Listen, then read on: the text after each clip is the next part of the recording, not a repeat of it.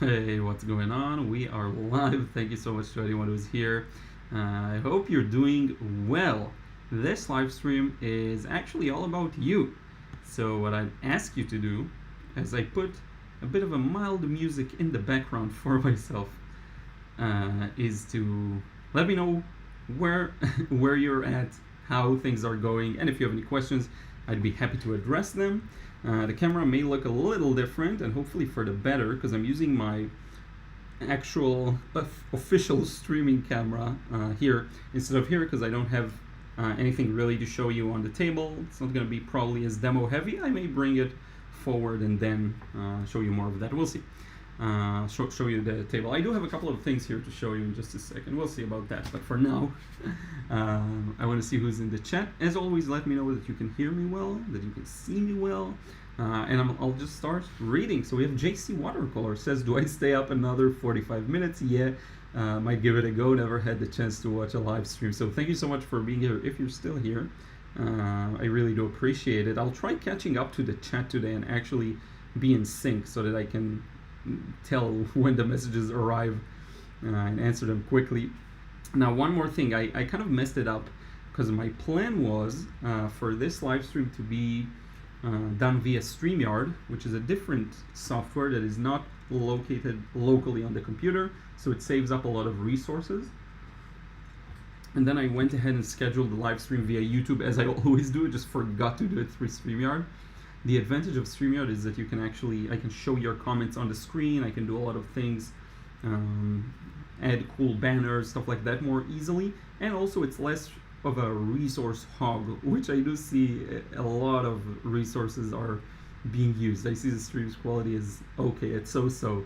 So you can expect the live streams, future live streams, to be a little better. Okay. Now I do have a couple of things I may talk about, but I mainly want to listen to what you have to say. So we will do some. I do have some stuff to show you. Let's make it cooler as always. But yeah, we have Chris Bushnell says, I've just started putting pencil lines on paper. I have not picked up a brush in 6 months due to many hospital admissions. Yeah, Chris, I'm sorry. I've been following you on Facebook, and hopefully you're feeling better.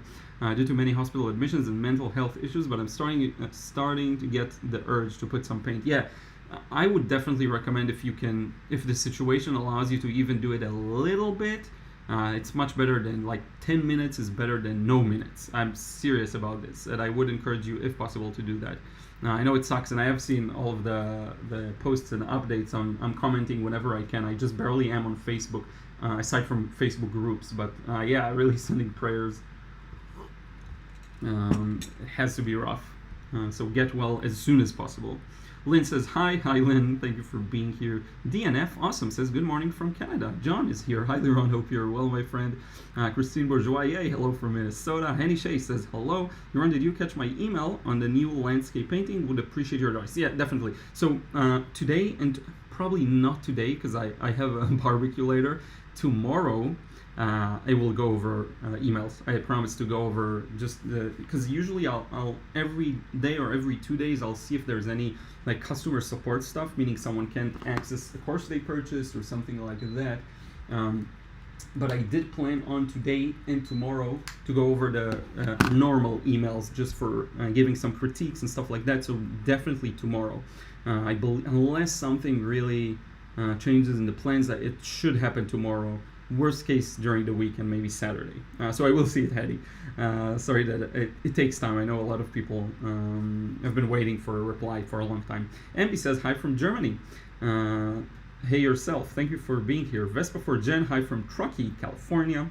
Voita says, hey y'all, Crispy, another hello from Germany. Scars, howdy everyone, good morning. And by the way, because I just replied to a bunch of your comments on the recent video, on one of the recent videos on this thing here, the silver play button that hopefully you can see in the background.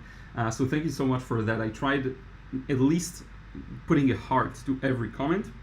I did also reply to most.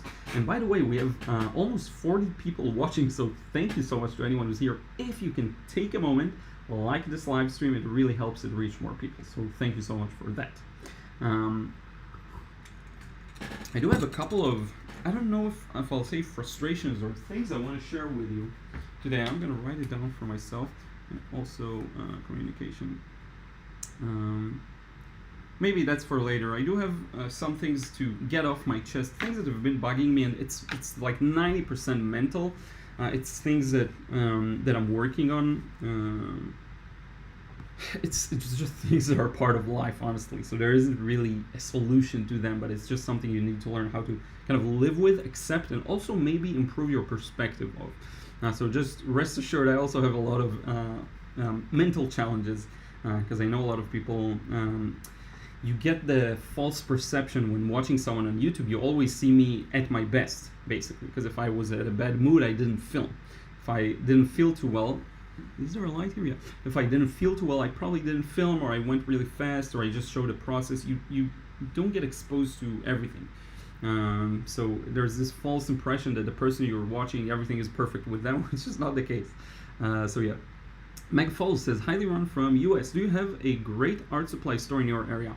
I actually have two decent ones. One is a chain, so it has two different stores, and another one that's, I don't know if it's a chain, but there's only one in my area.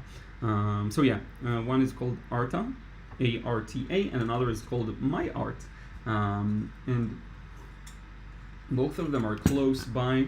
I will vent a bit because you asked. I find the workers of art stores don't know anything about watercolor, that's for sure, and about most materials in them. Now that's fine. Their job isn't to be an expert in everything. I mean, of course, the fact that I'm painting all day, every day, and working with these mediums or media makes me more of an expert. But I would have wanted a bit more knowledge out of them, because every time I would go buy something, I'd end up doing my own research later on, figuring out I got the wrong thing, and they actually sometimes have the right thing, but they just didn't know to recommend it. So yeah, but in terms of supplies, they're good. They're decent plus. I can get a lot of like watercolor paints, no problem. There's a lot of white knights. They're good quality. You can always find Winsor Newton. Not just the Cotman, also the normal ones, professional grade. What else? Like oils and acrylics, you'll find no problem. It is missing in the niche department. So if you're looking for things like I am looking for, pens and paper for manga, you won't find anything good. You'll find things that are like for comics and aren't really that good. But yeah, I have at least 3 stores that are in my area that are pretty good. Dragonfly Art, hey Liron. Hey, how are you doing? Irma Reitz, hi Liron from Plettenberg Bay, South Africa. Cool. I remember you, I believe, Irma, from a different live stream, and you said from South Africa. So welcome aboard. Thank you for being here. John asks, how is your art and biz week working out for you? So yeah, that's a good question. To be honest with you, not as well as I'd hoped. So I started this challenge to kind of divide and conquer my productivity. It will bring me back to the next point of productivity. So that I started separating my art and business work. So I would allow for a full week that is spent just honing my skills and making art. And then I would do all the business work consolidated in the next week. So I got started, and it turns out I had a lot of things to work on business-wise. And so the first week was super productive, and I had so much fun to finally get these tasks off my to-do list. Because I couldn't devote enough time to them in the months that were leading up to when I started this challenge. But then I was like, okay, all in on business, no drawing, no painting this week, it's just gonna be that. And I actually got through a lot. That was perfect. Then the next week was art week, and that was perfect too. I had fun, I could paint freely and just do art, which is the most fun aspect of the work. And I spent maybe 15-20% of my work time making art, maybe a little more recently. So yeah, it started great, but then here's what happened. The art weeks, I would end up having a few small business stuff to take care of that it's just kind of day to day. So if I missed scheduling a few posts, I had to post them, which is perfectly fine. But then for the business weeks, I felt a huge decrease in motivation, because for a whole week, I would work on nothing but more technical stuff, more marketing stuff, and it's not where it's a part of the passion, but not really. My biggest passion is to explore that creative process and communicate. So I really enjoy making the videos, and I really enjoy making the art. Anything in between is kind of a B tier in terms of enjoyment, and C tier. C is like the worst technical stuff that I don't enjoy, let's say, in this kind of a loose definition. So what would end up happening was during the biz weeks, and it still happens from time to time. I mean, it's been maybe 5-6 weeks of doing this kind of a routine, I believe, something like that. Maybe 5 or 4, I don't remember. But what would happen is, during the business weeks, I would build a momentum of slowly not enjoying what I'm doing as much, and every day would be a bigger struggle. I'd wake up and I won't feel like the vision or the reason why I'm doing things. Now, a part of that was actually not the fault of the business work I was doing, but the fact that I had a couple of things on my mind, and I did mention it in the spontaneous stream I did. It's a thing I'm dealing with, like a lawsuit that I'm suing someone else. And it's sort of like it's a small lawsuit. It's not personal against me. It's just someone we paid and didn't return the money, which is a bit ridiculous. I mean, if you ask for a refund, even if it's been a year since you made the purchase, I'll just do it. I don't like holding other people's money. So that's what the lawsuit is about. It's not personal. It's a business. Everyone bought from them and they didn't refund. But that's been really sitting on me. Now, if you layer that with some other day-to-day worries that aren't work-related, it really compounds. And so the business weeks, I had a week or two that were crippling. I would wake up every day. I would hate it, and I would not feel it, and I would be very unproductive, very kind of distractible, very easy to fall into distractions and videos and things to forget and escape, like the thing I don't want to do. Now, things have balanced out now because of the external factors I kind of learned to put in the right place, and I'm learning to deal with them better. So it's not fully that the biz week, art week model is at fault. It's kind of when things don't go well, it can compound. And that's the thing I didn't like. So I'm testing it out. This week is art week. It's just finished now, Thursday. I do see a lot of growth during art week. It does enable me to do a lot of things I wouldn't normally do and really dive deeper on techniques. For example, yesterday I practiced a lot of opaque paint techniques. So I basically put in my palette here, and hopefully you can see this right here. I put a bit of that white opaque paint, and I've been using it straight out of the tube, but I do plan on testing it out now that it's dry, and to figure out how much lighter I can make things with opaque paint. So that's really good. I've been doing a lot of the car challenge. I have a bunch of them again here to show you. I'll show you in just a moment. And a lot of anatomy and practicing all these things that again, I couldn't devote enough time to when everything was kind of connected. So my perception of this format is a bit of a mixed bag. And I think at first I was like, I'm going to stop. About a week and a half ago, I was like, I'm probably going to stop it after this week.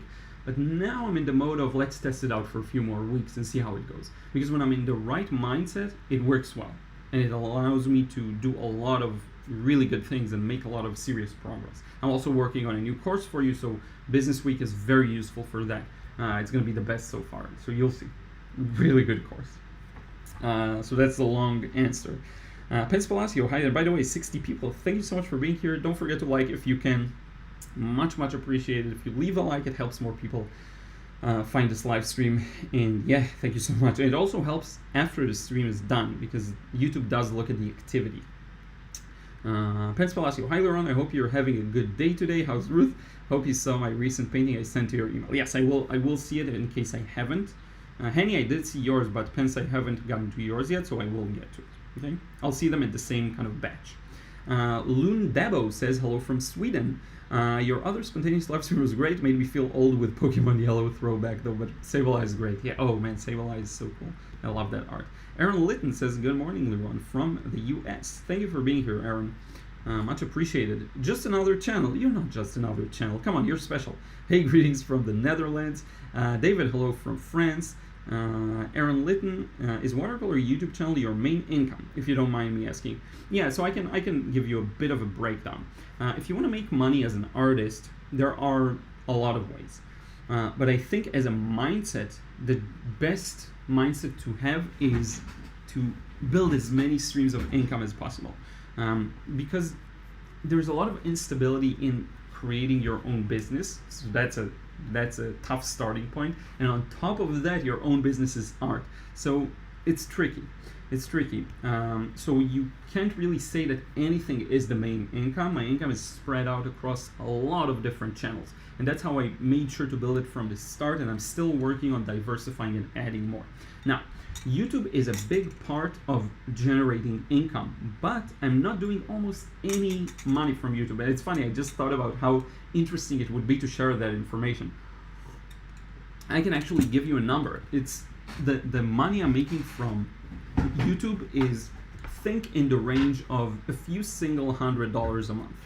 Okay, that's the range. I mean, I think I'm not even supposed to state it exactly. Maybe it's I know Amazon doesn't like when you give your sales numbers, so I won't do that. But for my books, but for YouTube, think in the single hundreds of dollars a month, low singles. Okay, why? Why is that? Because the thing is, to generate income on YouTube, you need to have a lot of views and to put ads, of course. Now, here's the thing. I don't like ads. When I watch videos, ads just don't like. First, I get angry at them because I have to wait for my video. And then the second thing I think about is, oh, okay, I like that creator, so if I'm watching the ad, they make money. So I'm okay with that. But it's still a load on my time. So if I'm in a hurry, you can bet that I'm gonna skip the ad as fast as I can. Very rarely will I see a good ad that I enjoy watching and that I will actually let it play. Sometimes it's movie trailers, by the way, because it's essentially it's fun, you know. But for the most part, I dislike ads, and I was like, okay, I don't like ads. Why would I put you through the experience of something that I don't like personally? Plus, I'm linking my videos to my courses and to my products. I'd much rather you buy a product, get something tangible for your money, and I'd much rather one person buys a product than, let's say, 5,000 more people watching the video and I make a little bit more income. I'd much rather you actually get something from me. I want to be the one who sells to you, not YouTube. And with ads, YouTube is the one who's selling to. They're selling your information or whatever it is, right? So I stopped putting ads on my videos. Older videos do have ads in them because I won't go one by one and remove them. It's just a hassle. But you'll notice that every new video has no ads in it. So you click and it's something people don't think about. But a few weeks ago, I was like, man, I like to watch a YouTuber that talks about the Pokemon card market. His name is SM Pratt. And I'm like, man, I really enjoy watching SM Pratt. His content is really good. And I never see ads on his videos. That's right, he has no ads. So I'd much rather give you that perfect viewing experience, zero ads, so that I can... אז בסדר מפריע? Okay. So I'd much rather give you that good experience, viewing experience, as opposed to making a bit more money. Now, had I put ads in every new video I release, I'd make much more money. I don't know if a lot more, but a significant amount more probably. But I don't. So here's what happens. Let's say I have this amount of videos, and I know it's a super long answer to your question. Let's say I have this amount of videos. Out of them, this amount has ads in them, okay? So in the beginning, when these videos are fresh, they get a lot of views. With time, they get less and less and less, fewer and fewer views. So that the income from them becomes lower and lower and less significant. While all of these new videos that gain the new views don't have ads in them. So yeah, really low. To answer your question, really low income. But if you're talking about where sources that help me generate income, of course, YouTube gets a lot of views and people go and buy the courses. So then you can ask, is the main income from the courses? Not really. It's part from the courses, part from the books on Amazon, part from the foreign publishing houses that publish the book in a foreign language. It's part from Udemy courses. It's all over the place, part from selling paintings. It's very, very spread out, and that's how you want it as a business owner and as an artist. So yeah, YouTube is pertinent, is that the right word, in generating my income, but it's definitely not the main source. Like the paycheck I get from YouTube is really negligible in the grand scheme of things. Artistic Ruin Tiwari, oh yeah, I remember you. Hello from India. It is 6:36 p.m. here. That's a really cool time for tuning into a live stream. So I'm happy. I know my hours coincide really well with India, so that's good. Stephen Brown, or is it Stephen? I think it's Stephen. Hello from Manchester, England. Just another channel. Nobody is happy all the time. Yeah, that's true. David, hey, how are you? Liron, how are you doing? I have seen your message. I believe I have a message waiting from you, and also on Instagram. I'm not sure, but I will. I barely even check my messages. I'm so sorry. That's another area of frustration I'll talk about soon. I just want to get through some more comments. Mark Leavitt. Hey Liron, good morning from New Hampshire, USA. I follow you and have learned so much. Thank you. Thank you so much for following and for learning and for watching the videos. Really, that's the best thing I can hear, to be honest with you. Let me get this a little closer to me, even at the price of moving the desk and bumping stuff. Antonio Varela says, hello from Portugal. Cool. Guberham Trollinski. That's a funny username. Is that a troll username or is it real? What flat brush do you suggest, sir? Soft or rough? Oh, that's a great question. So, I barely use flat brushes, as you may know. What I will say, let me check the background that I'm good. Okay, yeah, that's good. I barely use flat brushes, but if you're gonna use one, I would suggest a softer one. My experience with rough, springy flat brushes is they have less water capacity because of the material, and also I didn't like that they're that springy. The real advice would be to try both and see what you enjoy the most, because that's my taste, you know. But to me, the softer ones work better, and you see a lot of artists using them, especially the long kind of calligraphy ones with a slightly flat brush. They're really good. Flat brushes are very versatile. You can get a lot done with them. I don't know why I never connected with them. Probably because I just don't have one specific flat brush that I personally enjoy. But when I find the right one, I'll probably use it more. Corsaam says, hi Liron. Andrea Sims, hello from Colorado. When do you plan to critique some of our works again? No pressure, just wondering. Yeah, so I'm slowly starting to build them up. I think I'm getting close to having a decent amount. I just need to go through those emails, because as I said, I haven't gone through them enough lately. So I will first do that, and then we'll see.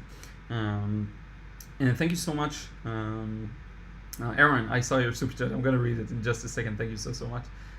We'll get to it. We're gonna jump through all of the chats. So yeah, it's gonna happen probably in the next 2-3 weeks maybe. Chris, listening to this while drawing, those mental health issues, including nearly ending it with a rope or under a bus. Wow, I'm so sorry to hear, Chris. That has to be really tough. If drawing can provide any kind of like, what's the right word, counseling, I guess, then do that as much as you can, and know that I'm gonna be here every week Thursday live, and I hope to see you here. So please do the best you can to get better, and I'll be here every week. And everyone send your regards to Chris. Let me know if there's anything I can help, really. Let me know now or send me a message. I'll go check right after the live stream, and I'm gonna write myself a note. I'll send you a message. Just gotta make sure that I remember. Vanessa says, hi, nice to be here live again. Thank you for being here. James L. Baker, hi everyone. Welcome. Greetings from London. Nice to be here again. Thank you for being here. Monica NJ, good morning. Liron. Angela Biker, good morning from Canada. That's a cool last name, Biker with a Y. I like that. Jose Ramos says, hello, Pepe from PR. Is that Portugal? I'm sorry. Or is it a state? I'm really bad at this. Raul Believer says, are you a believer, Raul? Good night from India. Dragonfly Art, what do you do when you don't feel like painting? I've not been having the urge to paint for the last 3 months, and I don't feel the way I used to, and I kind of feel sad. Yeah, that's an interesting question. It's so weird because I spend so much time doing non-art activity. It is related, of course, because it's for the art business, but because I spend so much time doing work that's kind of around the art, whenever it is time to paint, I always have that motivation to do it. To tell you that I have the same drive I had when I got started and things weren't making sense and it was really hard, I don't know. I think I had times when I felt more of that chip on the shoulder to, like, I have to improve and I have to show everyone that I can do it because it's such a complex medium.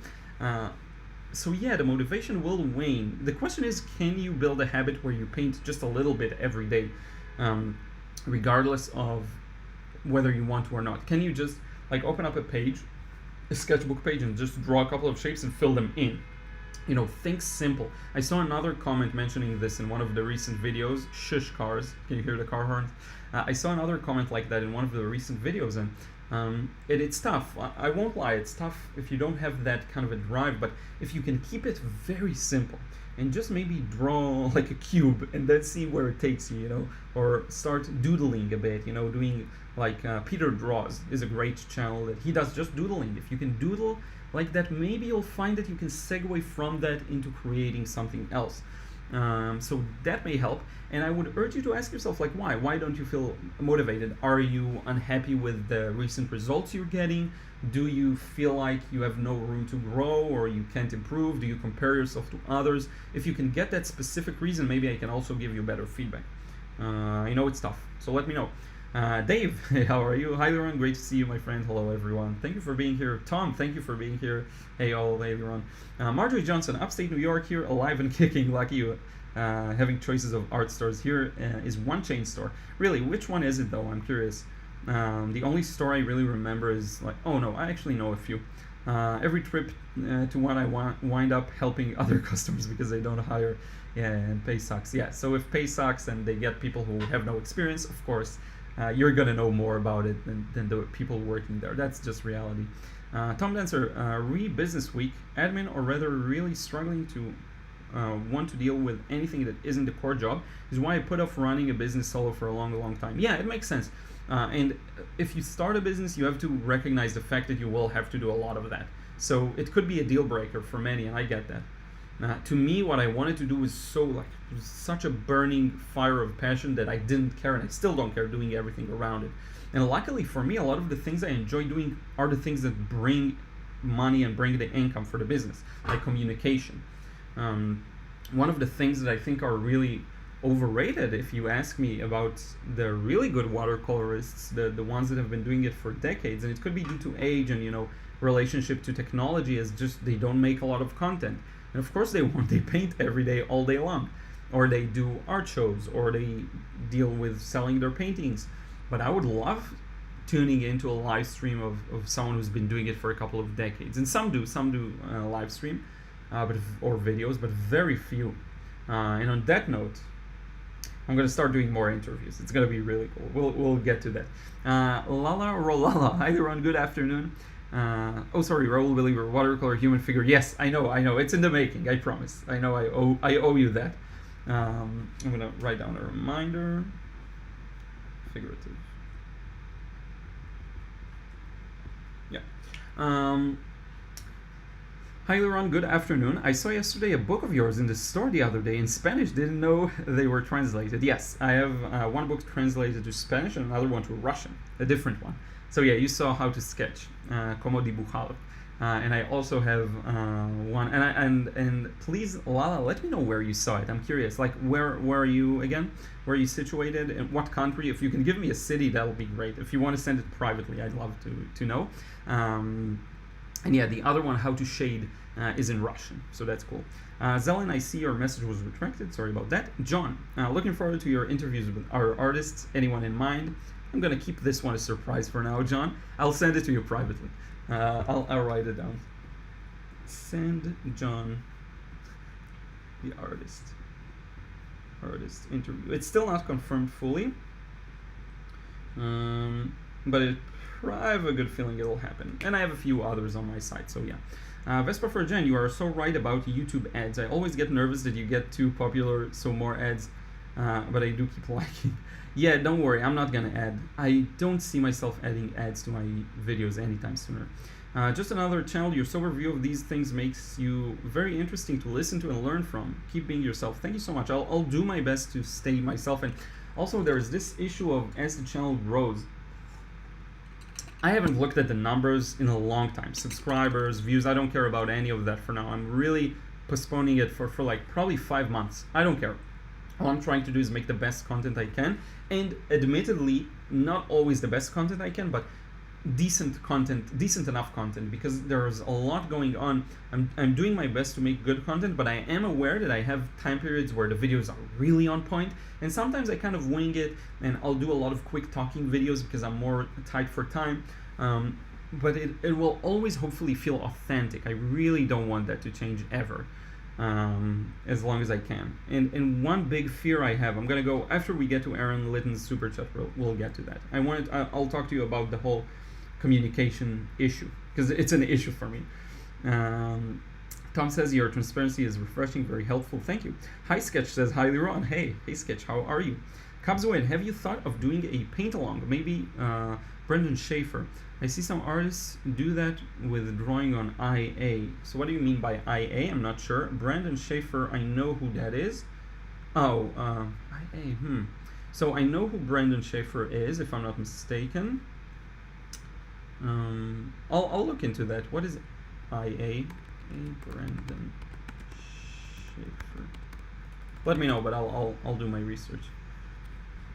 But the live streams hopefully are kind of a paint along.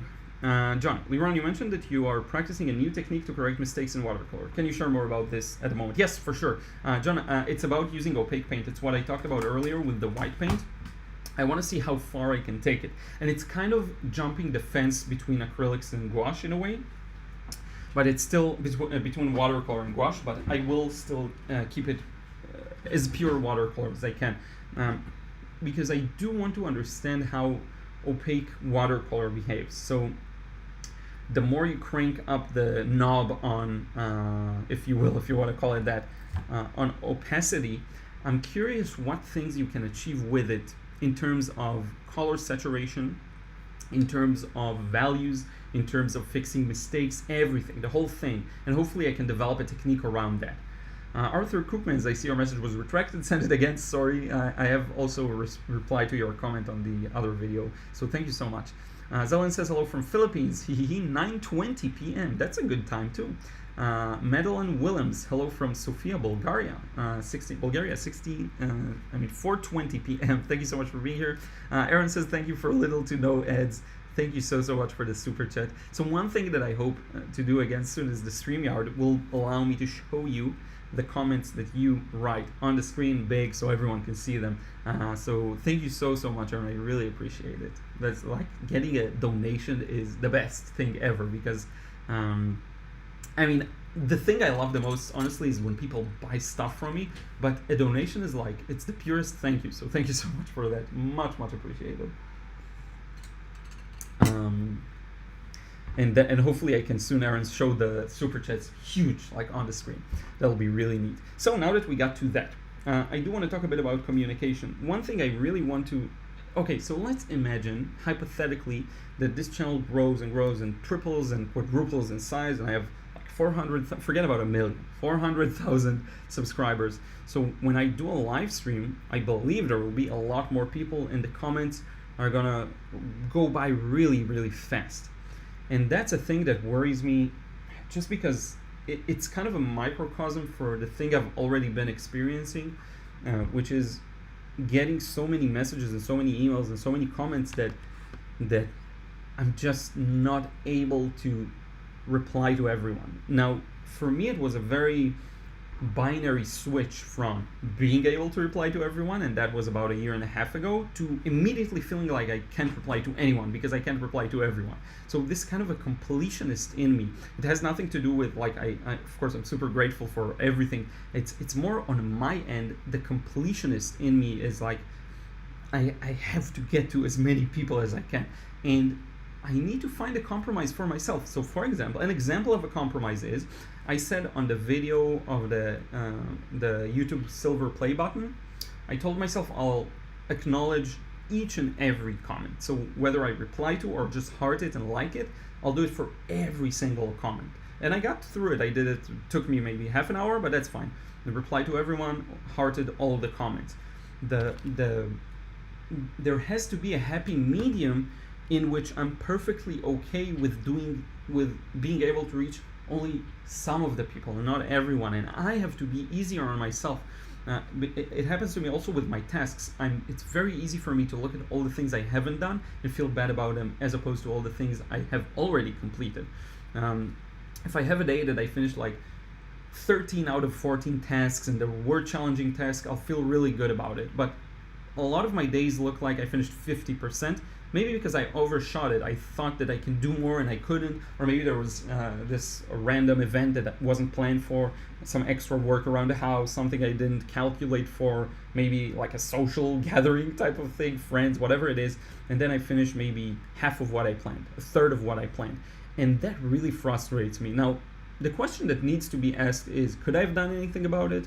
Maybe, but not significant enough for me to finish everything.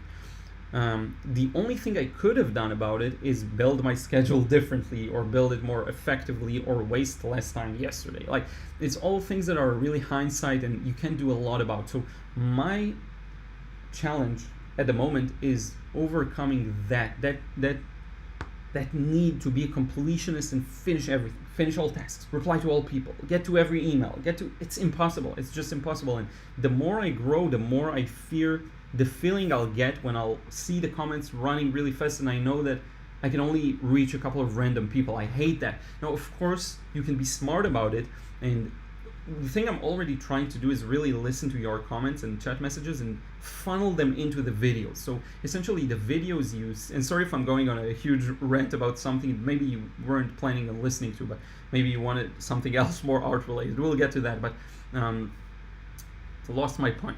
Yeah, okay, so I'm funneling all of your comments, questions, messages into videos.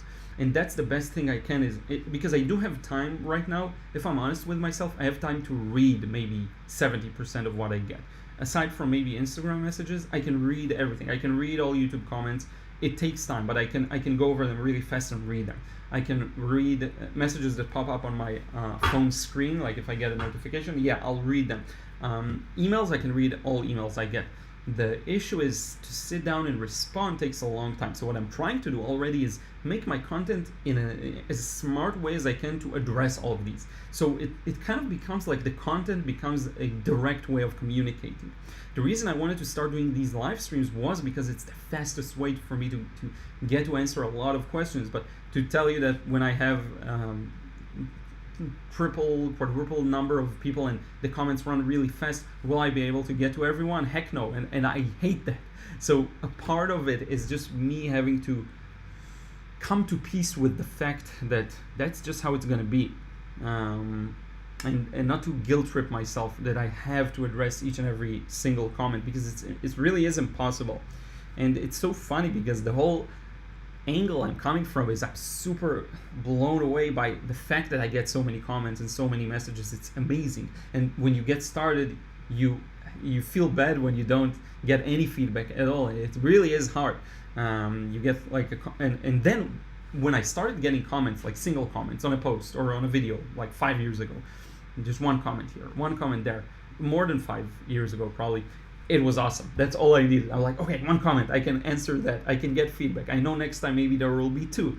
And then the more it grows, the more I have to just come to terms with kind of seeing it as a big chunk of feedback that I need to try and funnel as much as I can to the content, to the free content mainly, to the podcast, to the posts, to address as much of it as I can.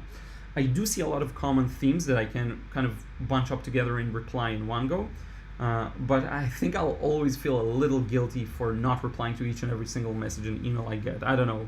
It's a trap, it really is a trap, because we're not built for this kind of a modern, even just social media. You communicate with so many people, or you have the potential to communicate with so many people, and that's something new. We didn't have that in the past. Things are faster. So yeah, just my 2 cents on that. That's been a big mental load on me, and this is why I'm doing my best to be as active as I can and answer as many people as I can, while not judging myself too harshly, because I'm only one person. I have 24 hours a day. Sometimes I wish I could freeze time, do a bunch of stuff and unfreeze it. So yeah. Guberham Trolinsky says, thank you, sir. Good morning from Minneapolis. Minneapolis, is that Minnesota? Minneapolis? I think it's Minnesota, US. Thank you so much for being here. John says, loved your 214 podcast. How is the perspective course? Sounds interesting. Marshall Vandroff. Yeah. That's so Marshall is huge. He's expert in perspective. He's so good. Watching that is really cool. So he has a perspective course that is maybe $12. You get everything you need about perspective drawing, really. And it's really good. I'll do a video soon that I kind of link to it more properly and show it more properly. And I'll share what I learned, because I did learn a lot of cool measuring techniques, using the vanishing trace. That was the biggest aha for me. Even if you Google vanishing trace, you'll find it, I think.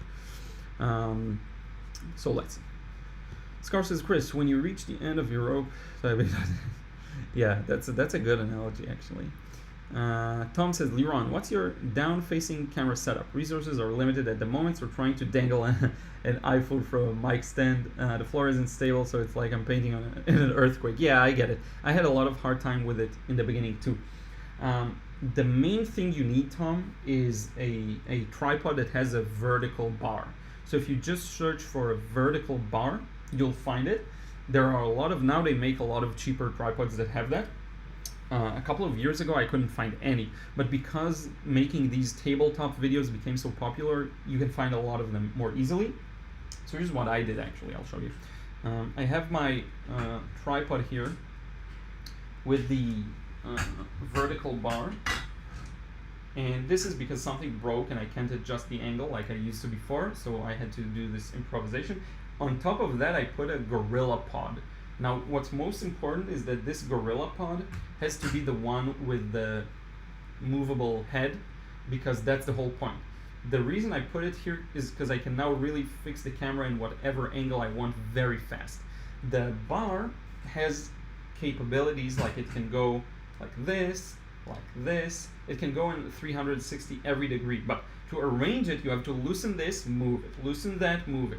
With this ball head, I can just move it wherever I want. So if you have your phone here, and you can just tweak it to face wherever you want with a camera downwards like this. It comes with a special head like that.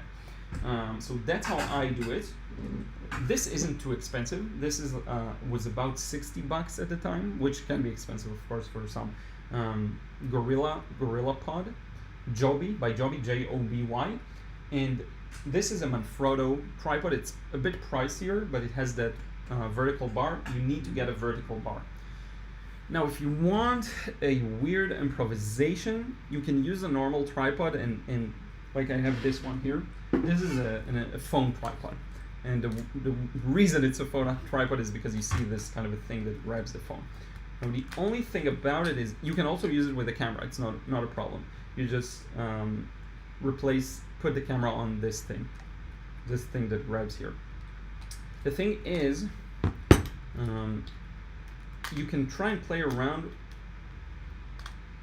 Will you work? You can try and play around with the angle, so you can place it on the table and try and aim it as low as you can, and it will work. Okay, that's another good way of setting it up. I struggled with it too in the beginning. I did first what I showed you now, and then I switched over to the vertical bar. That's the best solution, and they're not as expensive as they used to be in the past. Vertical bar, it's all you need. I do know some people have this crazy complex camera setup where it's like an entire thing that moves, like a dolly, you call it, I think, and then the camera itself is fully movable, but I don't have that fancy of a thing yet. Maybe in the future. I love how this camera looks. Usually I use it for the table because it's the better one. Yeah. Okay, so I hope that helps them. If you want a picture of it, just let me know. I'll send you more detailed one. Polly X Parrot. Yeah, I waited for the live stream. No questions, just saying hi from Germany. Chill QA hangout time is a nice idea. Yeah. I enjoy these a lot. Salahuddin Salim says, hi Liron, suggested you paint some Southeast Asian landscapes last time, and you said, what's the example? I would love to see you paint paddy field scenery. Okay. I have maybe once or twice, but I'll write it down for myself. Yes, I remember your request from back then. I'll write it down. Southeast. I am looking for more landscapes to paint, so I will Asian landscape. Okay. Yeah, paddy fields, like rice fields. Yeah, I'll definitely do that. Dragonfly, thank you for the kind words to Chris. Thank you, everyone. Everyone's so nice. John Restucci, hello Liron, thanking you live for all the motivational videos you put on. All the best from Salerno, Italy. Cool, thank you so much, John. Yeah, I also remember your message there. Vespa for Jen asks how to donate. So I think you should have, it's not available in every country, but if you look at the bottom of the chat, at least on the desktop, you have this $sign. It's called a super chat. I was hesitant to enable it, but then I decided to do it because some people use it to get their chat message more visible. So I was like, okay, I'll give the option if I can get money for it. I mean, come on. Polyexparrot, Encouragement, Dragonfly Art. I don't really know. I recently had to move because of the pandemic. That had impacted me negatively. Yeah. So here's the thing with art, and it relates to what I said about the business week. When something external is gnawing at me, it makes it much harder. It's a very weird phenomenon, but it's like every small distraction that adds a bit of worry to you can greatly impact your desire to make art. I get that. So my advice to you would be fix that. Work on that thing. Because you can't force creativity. What you can do is preserve your skills in a way by doing dumb kind of practices. Again, draw a shape, fill it in, do an even wash. Just do it every day. You don't need creativity for that. All you need is to sit down and do it. But I will say probably solving the underlying issue is the only course of action, because you will remove that worry from your shoulders and then you can paint freely. I hope that makes sense. Sorry that you're going through that. Manech Guitar Oka says, oh no, I'm late. No worries. We're just getting started, I think. Pretty early, only 45 minutes in. Arthur Koopman, hi Liron, I'm working on my first YouTube video. The thing is, I have two main passions, watercolor and researching mythology history. I'm thinking of starting 2 YouTube channels and seeing what works. What are your thoughts on trying to set up 2 different businesses simultaneously? If you have time to do both, do both. I'm okay with that. Especially if you really have a lot of passion for both. If you feel like one is more burning in you, it could be a good idea to maybe focus on one for 2 months and then decide that you will give more time to the other idea. But you don't have to. You don't have to. And actually, because these are 2 different topics, I like the idea of 2 channels. Because sometimes people will say, put everything under one channel. I think it is smart to divide it. I actually started a new channel that I don't promote here, but maybe I will at some point. It has to do with Pokemon. It has to do with Pokemon cards art. So it is art related, but it's so different from what I'm doing here that I started it separate. So yeah, if you can do both, go for it. Try it simultaneously. What you may discover, and I really wish that on you, you may discover that one of the channels gains traction fast. And what I mean by fast is you upload a video, you get like a couple of views. Without 0 subscribers, you get like 20, 30, 50 views and a comment. That's great. That's a great indication that there's something there. So maybe you'd want to go all in on that for a time and then move back to the other one. So be kind of tentative to what happens with them, but know that you may not see any traction at first. It's just a part of it. What I will say is, have a good, if you're serious about these channels, have a good strategy of videos. So what do I mean by that? Know at least the first 5 videos for every channel that you're gonna make, and make sure they're kind of in the same niche, because that really helps the YouTube algorithm. It knows what your channel is about, especially in those early weeks. It knows how to categorize you, and you have better chances of reaching people. So you start really narrow and do 5 videos. It doesn't have to be a series, but just narrow it down to a small kind of area. Make sure that it actually deals with mythology and history, and the other one deals with watercolor, and do that. Now, one last advice I'll give you is use all of YouTube's functionalities. Right now, Shorts is something that they try and push. So if you can make a lot of short, fun videos, do that, because they get a lot of views.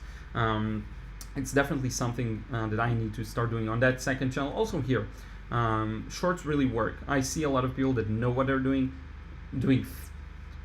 70% shorts and 30% normal videos. So use that, because whenever a platform creates a new functionality, they want you to use it, and they will often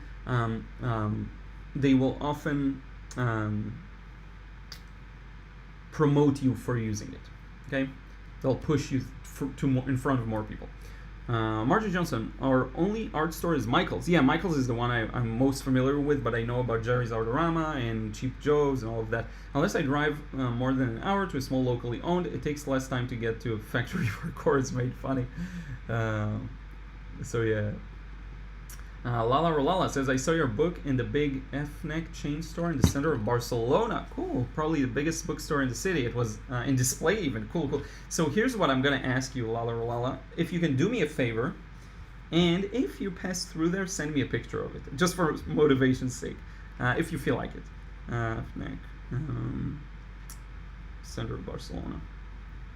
because it's so funny. You think that, it's my book and I'll know what's going on with it, but as soon as you give the language rights to a publishing house, you have no idea. You have no idea about the distribution. You have, like, I know the publishing house is in Barcelona, so I expected Barcelona and Spain to have the book, but I know they're in Argentina as well. But it's so random. Like, I have no idea exactly where. We had some talks about the U.S. because of course there's a big Spanish-speaking population, but I have no idea. I think someone saw it in the U.S. once, but who knows? But thank you so much for letting me know, and I'll keep an eye out. And if you can send me a picture, that'll be awesome. Secrets de Design. I'm not sure how to pronounce it, so sorry. Hello, dear Liron. You're always in my thoughts when I draw. For me, you are the best teacher. Thank you so much. I really appreciate it. Shelley Pryor Fine Art says, good morning, Liron and friends from Ontario, Canada. Good morning to you too, Shelley. Hope you're doing well. Just another channel. Your channel does feel very authentic and content is mixed, so I'd imagine it attracts broader audience. Sounds like a very healthy point of view. Yeah, and my content is mixed. That's actually can be to your detriment. Now let me just close the blinds a bit. Having too much of a variety in content, which is why I gave you that tip earlier, Arthur, can be to your detriment, because YouTube loves specificity. So if they can categorize your channel easily, it's better. It's also true for other social media platforms. So if you'll see a lot of artists that just post finished paintings and are very good at it, they'll gain traction very fast, because the algorithm loves predictability. It loves when they know, like, people know this channel gives you this thing, right? So if I would just post processes, maybe my growth would be faster, maybe not, who knows? But I can't give up the upside of actually posting a large variety of videos, because I know they interest a lot more people. So I'd much rather have slow, organic growth where I slowly get more people on board, rather than a tight, narrow focus, because then I know that I can do anything I want. Like, I feel free to make a video about a topic that's maybe a little off topic, because I made myself comfortable doing that because of the variety of the channel. So I don't have to feel like, oh, I really feel like doing a talking video, but all of my content is painting processes. So yeah. IA, inshallah, the Arabic language. IA is short for inshallah. I didn't know that, but I know inshallah. Come on, I mean, I'm half Iraqi. I understand fluent Iraqi Arabic. Just so you know, I think some people know that. That's funny. Thank you so much for the super chat. I'll get to it in just a second. She spins. Thank you so much. Much appreciated. Javi Jev says Chicago in the house. Jay Stevens says hello, Liron. Okay, yeah, I read. Okay, you wrote it twice. Good. I didn't miss anything.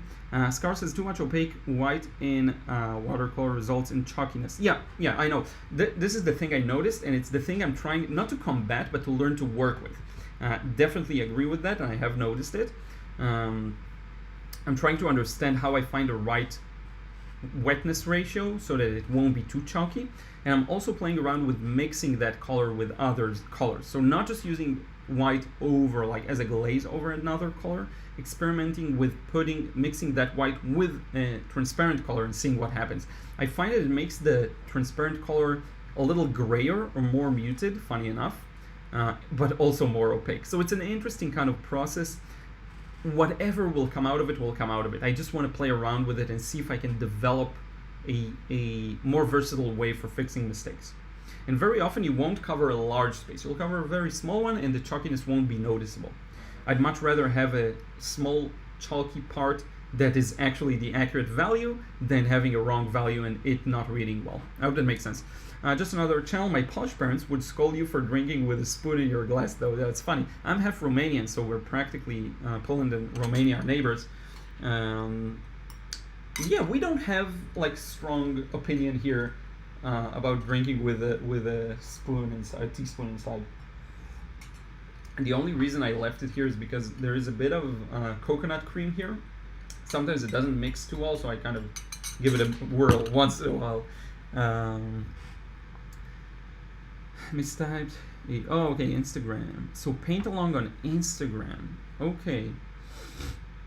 Yeah, I could do that. I was hoping for the live streams here to be that, but I could do that on Instagram. I'll look into what's his name? I wrote it down. Brandon Schiffer. I'll look at what he's doing and see if I can do that, like something closer to what he does. Cubs, Rembrandt, Winsor and Newton. Yeah, I'm not sure. Maybe that's a response to something I missed. But I like Winsor and Newton. Some colors I don't like as much, by the way. Rembrandt I haven't tried yet. The paints. Do they do watercolor? I believe they do. Dragonfly Art. Maybe you can tell your subscribers that you will reply to comments for 1 hour for when you post a video. Some YouTubers do that. Yeah, that's interesting. The thing with time is something I'm utilizing. So I make my metric not how many comments I responded to, but like how long I spent replying. So I'll give myself 30 minutes and answer all recent comments. You know, that's just what I have to do, because I can't start comparing the number of comments to the number of unanswered comments, because I'll feel so bad about it. It's an interesting suggestion. Antonio Varela, a question that never had a clear answer: how to overcome the fear of the blank page? Yeah, so it's kind of in the same ballpark to me. This fear of failure before you get started. You know, a lot of people assume that the worst possible thing will happen when you try painting, when very often what will happen is you'll get a mediocre result, and that's not the best thing, but it's also not the worst. I can throw a few suggestions at you. I don't know if you're comfortable with drawing, but if you are comfortable with drawing, creating a good, accurate drawing may give you motivation, because you're like, okay, I can't mess it up too badly, and start light. You know, if you're talking about the very first stages when there's nothing on paper, I would work on developing my fundamental skills. So knowing how to draw the shapes I see accurately.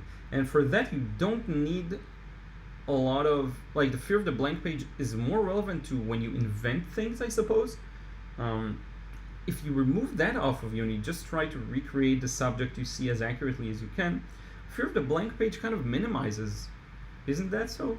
Because I get it from the viewpoint of, okay, I'm writing my manga story and I'm creating it out of thin air. You know, I have to come up with what happens, the plot, the characters, their internal struggles, the things that will capture the viewer. But if you paint or draw based on something, the worst thing that can happen is that you just will get it inaccurately, but you do know what to do. You get my point? I will say this though. Let's say fear of the blank page, I put it in the same category as lack of motivation. So to me, I compartmentalize motivation. I don't rely on it. It's something that I know I won't have half the time. The thing I do is try to build a habit. So can you sit down every day and paint for 30 minutes and disregard the result? And if you have this crippling fear of the blank page, take a piece of paper like this one, take a brush, pretend you're 5 years old, dip the brush in water. It looks like I'm stabbing something. Dip the brush in the water, in the paint, and just go like this. Go like crazy. Get rid of one piece of paper. Use cheaper paper for that. Then throw it away and do a new one. You know what I mean? Like, get something off your chest. It's kind of similar to, let me give you another perspective. So for me, every morning I do my awareness routine, my kind of growth, personal growth time, where I meditate, I write down, I do all sorts of things. Now, the writing down, some people call it word vomit, because what you do is you put on paper every thought you have. The same goes for motivation. What you're doing when meditation. When you meditate, what you're trying to do is see your thoughts for what they are. You silence your mind, and all the thoughts that pop up, you try to just acknowledge them and let them pass. So you're thinking about all the things you're worried about, all the things that keep you up at night, and all of these things pop into your mind, and you just observe them. That's the goal. So writing is kind of similar, because I'm putting things from my mind onto paper and just observing it.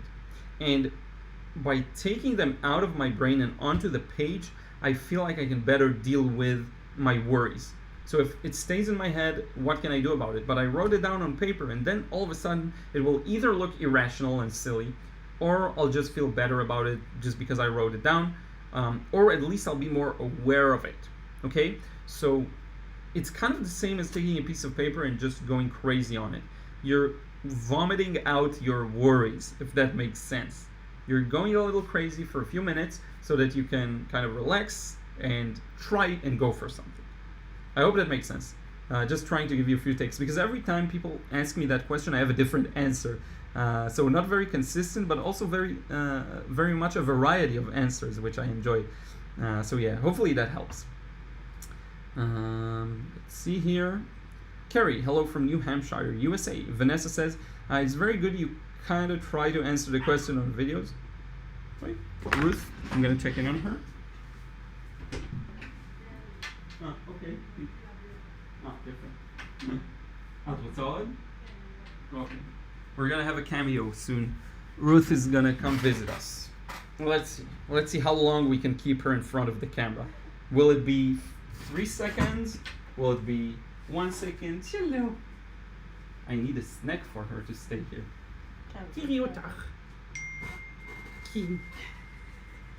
Dog.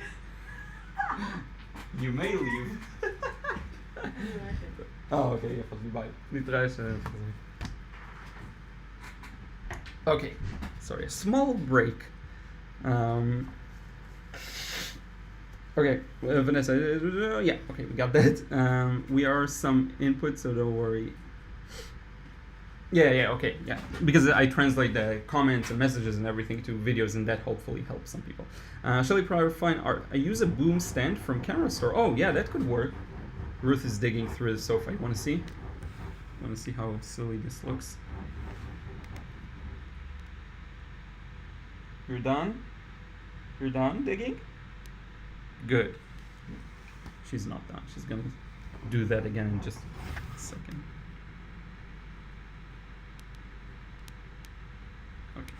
Okay. Good. She has a way of stopping, like she stops doing the interesting thing as soon as I film her. I don't know why, but hopefully that was a bit entertaining. Yeah, boom stand could work. Well, you just need a vertical bar that actually stays up. Teresa says hello from Czech Republic. Cubswin, I know people love to hear their name, but maybe don't read every hello and only answer questions on these lives to save your time. Yeah, no. So here's the thing, Cubswin. On live streams in particular, I actually want to read everything for now, as long as I can. I do the whole, I won't reply to every comment, I won't reply to every message, and very often I'll just like it. On different platforms, but here in particular I actually want to use that time to do that. So sorry if it's not as entertaining. I know some people want me to skip that. James L. Baker says, Liron, don't be so hard on yourself. People understand a personal response is not always possible. You give us so much already via here and other places. As much as you do each day is good enough. Yeah, I know. It's solely an internal issue that I have to come to terms with. Doing my best though. Tom Dancer, cool, thanks Liron and Shelley, makes sense. I'll check these things out. Was improvising with what was around. Yeah, I went through that period of improvising. Chris says, question, I like to use a 2B pencil, but if it's a big drawing, my hand always smudges the paper. But if you want white paper, you need to rub out the smudges. Yeah, I get it. So here's what I would do. First off, if you don't mind using a different type of lead, of course that's great. But if you want to use 2B or something soft,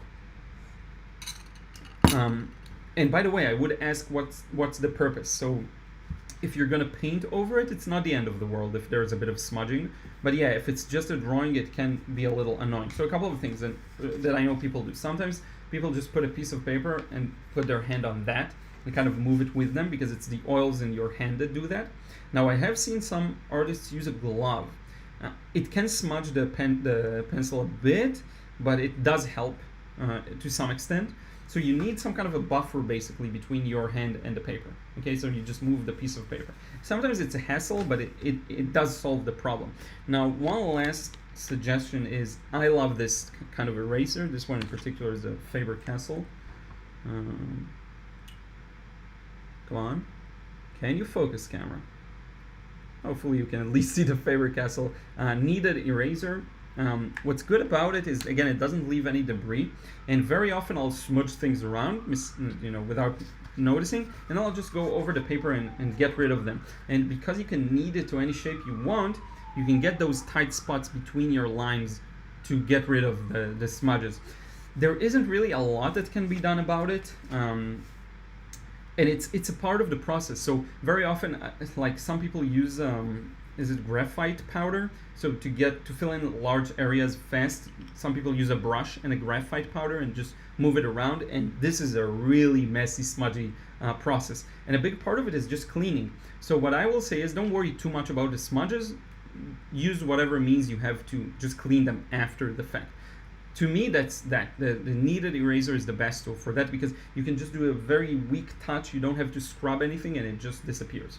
And you can really aim it well and make it into a fine tip and get very small corrections in. Some people use this technique, of course, to get highlights in their sketches.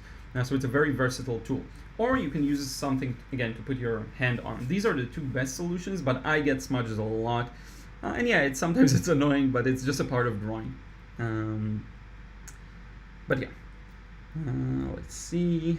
Carrie, do you add shadows wet on wet? I try and my shadow ends up creeping all over the paper. Yeah, so I have a few questions. Are you using good quality paper? And the timing, it's all about the timing.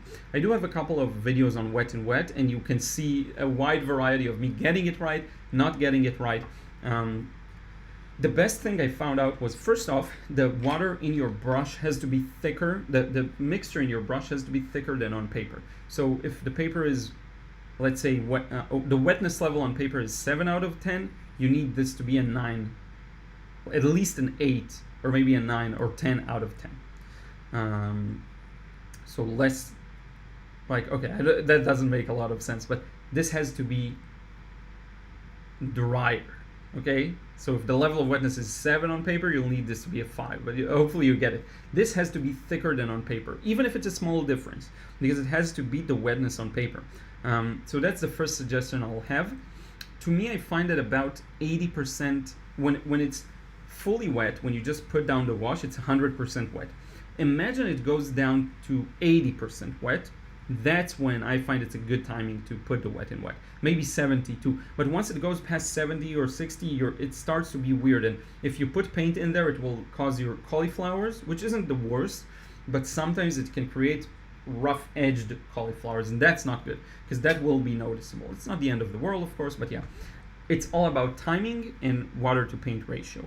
I will address it in more detail in the upcoming course, but just to give you kind of a general direction to look at, search the channel for wet and wet, and if there are videos you haven't watched, it will help, because it really is about the timing. So I find that kind of time frame of just a little bit after you put the paint and it starts to dry, but it's not, of course, not very dry, that's perfect for wet and wet, and you have to have thicker paint in the brush than on paper. Vespa for Jen, I really loved your Tuscany landscape. I painted a long, really small postcard size with water brush. I love your tutorials. Thank you so much. It was a fun process, the Tuscany landscape. I hope to do another version and get it even closer to my vision. Stockholm Pearls and Views, thanks so much. Thank you. Thanks for so many good tips, Liron. I've been following you since you lived in Paris. Thank you so much. I really, really do appreciate it. Dragonfly Art, thanks Liron for the support. Pseudo Woodo. Is that like a Sudowoodo, like the Pokemon? Love your channel, sir. Love your content, sir. Keep it up. Thank you so much. She Spins, good morning. Saint Enki, shout out from Munich, Germany. Hi all. Hey. And She Spins, thank you so much for the $20. I really, really do appreciate it. You can include a message and then I'll read it. Just feel free to send another one. I really want to say also I'm super grateful for you always being here in the live streams. It means the world. So thank you so much. Arthur Coopmans, thanks for the tip about short videos. I like to create long content, but I think of adding shorts or divide a longer video into multiple shorts. Yeah, and let me tell you this. So just off the top of my head, it's great to turn long videos into shorts. The thing I want you to avoid is not necessarily, like, don't necessarily do it this way, okay? You don't have to avoid it, but try not to take a video, split it into, let's say, 5 parts, and then upload them. The shorts have a different identity. So people won't watch the shorts necessarily to see something in parts, but rather to get a different value. And that value can be seeing the process faster. So instead of maybe dividing, maybe choose something very interesting about the process to show in a short, or alternatively, squeeze the entire long process into a short, or do something completely different with the short. People treat these differently. They aren't necessarily interested in watching something in parts, but rather they're looking for a different value proposition. and you have to find out what that means for you. I'm still finding out. I did one short, and it was fun, but I still haven't even begun figuring them out. Shorts, that is. Nofal Al Ramzi Latif says, did you go to art school or just learn by trying? I didn't go to art school, just trying. Just learning, watching a lot of content on the things I want to learn, and practicing a lot. That's the key. If you know what you want to do in the art world, you're very specific about it, you don't really need art school. It's a good way probably to widen your horizons, but it's not a must. Richard says, hello peeps. Vespa for Jen in California, no super chat option. I'll buy a book. Thank you so much. Yeah, I don't know, it's weird. It should be available in the US. Maybe some channels don't, not some channels, some profiles don't have it, or maybe you're not logged into it. I don't know. It's weird. John says, Liron, your chat on your limiting beliefs was so helpful, as was your challenges faced in design and development in the world of the manga story. Yeah, that's huge. That's really been on my mind. But the thing is, even though it's a challenge, it's a very creative challenge, so I actually enjoy it a lot. At the end of the day, I'll look at it and I'm like, okay, that's cool. I created something out of thin air, kind of connecting to the point we made earlier about a blank page, and that's really, really fun. So yeah, the non-creative challenges are the ones that sometimes feel a little less fun for me. Marjorie says, for your information, Rembrandt is not on my top 10 watercolor. Oh, cool. Good to know. I'm not in a hurry to try them. Carlos N says, hi Liron from Uruguay. What white do you use for highlights in watercolor? So I'll either use this white gel pen, the Uniball Signo, like that, Signo, white gel pen. If you search for it, you'll find it on Amazon, eBay. And I also use this John Brilliant PWC. There we go. That's a color I really like. How do I get the camera to focus here? Like, can you focus here? Right here. There we go. It happens just for a moment, but in any case, yeah, it's a warm, light color. I also have it on the palette here. I don't have a cool or a neutral white color. All I have is that pen for a neutral. But I find that my paintings tend to be so much on the warm side that I almost always can use this paint. So it works really well for me. If you want a number, just so that you have an easier time finding it, it's the 557 Shinhan PWC. It's a Series A paint. Yeah. So I recommend it. And by the way, I recommend the PWC line by Shinhan, not the others, because that's the professional grade. So yep. Chris says, question, is it okay to put masking fluid over watercolor paint as the mask is watery until it dries while it smudges the paint? So as far as I know, if the paint is dry, the masking tape will dry fast enough so it won't reawaken it. I have seen a lot of people use this technique, and I think it should be okay. Sorry, there's a bit of a barbecue message. Just to make sure that I don't miss anything important. I think I shouldn't. Yeah, okay, we're good. So, I think it's perfectly fine. I have seen actually a lot of videos of people do that. They put an initial wash, then they put their masking fluid, and it works well. So give it a try. So Janith says, hi Liron, sorry, I'm like, no worries, my friend, thank you for being here. You said you will start acrylics in one of your videos, so when are you going to start? In fact, I have. Let me show you. I did an attempt in acrylics. I shared it some places. So I did this car. That's acrylics. It was very challenging. I'm not accustomed to the lack of flow. So I didn't enjoy it as much. It's almost like I want to enjoy it, but I just can't enjoy it as much as I want to. There we go. Hopefully you can, let's try and zoom in a bit more. Let's see if you can see the details, yeah. So I like the result. It looks really cool, but I'm so used to the flow by now that it's hard for me to mentally make the shift into mixing, putting a bit, mixing more, putting a bit more. That it's just, it sucks that it's like that, but what can you do? I'll give it a try. I'll try a few more scenes and we'll see how I like it. Just another channel. Art is great from a great form of therapy. It sounds easier than it is, but practice does make the difference. Yeah, for sure. Like playing a music instrument, you know, at first you may lose motivation because you're not good. When you become good, it becomes more fun. Monica says, oh, Ruth, Marjorie, hi Ruth, and who is that beautiful lady? That was me. Bringing Ruth over. Just another channel Ruth feels watched. Yeah, she knows, she knows. Tom says, I love Ruth. Scar says, masking fluid can remove watercolor when the dried masking is removed. I said can, not does. Oh, interesting. So you say that once it dries, it can actually rip off the paint. Maybe on better paper it won't be as won't happen as often, though I'm not sure. I don't have a lot of experience in it. And Chris, the best thing I can tell you is to just give it a try. Give it a try once, twice, see if it pulls out the previous layer of paint. I think if you use a decent brand of paper, it shouldn't. But yeah, test it out. Manette says, that is also the way I drink my coffee, Liron, with the spoon inside. Funny. Vespa says, Liron, do you ever use a bent nib or fewed nib fountain pen? If you do, can you do a tutorial for us? I'm not sure what a bent nib means, but I can show you what I am using sometimes for manga. I have this kind of a thing here. See? So that's it's called well, I have the nib pen holder, and this is a G pen. It has a G on it. It's very common for manga, so people who want to get a nice variety in the line width use it. It can lead to very dynamic lines. It has some disadvantages, so if you're doing more technical lines, buildings, stuff in the background, I will use something more like this. It's called a Maru pen, Maru, which basically means a dot. So these are the closest I have. I did have a fountain pen that I haven't used in a while now.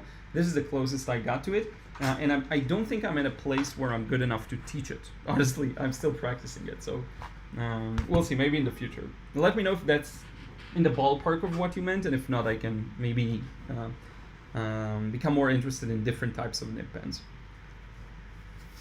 John says, hope you enjoy your barbecue today. Thanks for the answering my question. Yeah, sure, and I'm looking forward to it. One of the things I did want to incorporate more in my life is balance. I spend a lot of time thinking about work and doing work, and I do need sometimes to that freedom to break away from it. And I find that the next day I'm super productive. So a lot of benefits to it, and I should start following my own advice. Ruth is precious. Tom Denser, I left the room for a second and came back to here. You're still figuring out shorts. Yeah. I look bad in shorts too. Cubs, when have you heard that painters are predominantly shape, line, or texture painters? Which are you? Interesting. Shape, line, or texture? I guess I'm shape, if any of these. But I feel like I'm more of a value painter. Is that a thing too? I don't know. Carol Moore, do you have suggestions for flat washes? I get so many hard edges. So I'll give you the usual ones. Maybe you haven't seen, I did a few videos on that. Have the paper at an angle. Sometimes this angle isn't enough and you actually need to go like that. And what happens is it will create a bead down there that will help the paint move without too many hard edges. Use a lot of water. Go more watery than you would initially, and mix enough so that you don't have to mix while doing the wash. Work smaller and a bigger brush so that you can work faster. Okay, all of these things compound and help you produce smoother washes. Now, if you're planning on varying the wash and doing like I often do, like I did here, using different paints in different areas of the wash, I'll show you these. After this one, I'll show you more of these paintings. This first wash here was done with different colors. You need to know what colors you're going to use and mix enough of them. If you need to pre-mix before you start painting, do that. I'm fast enough now to start mixing while painting, but if it's a large piece, no one's that fast. Like, I'm not fast enough for that. So I hope all of these advice together, it compounds, and that will help you.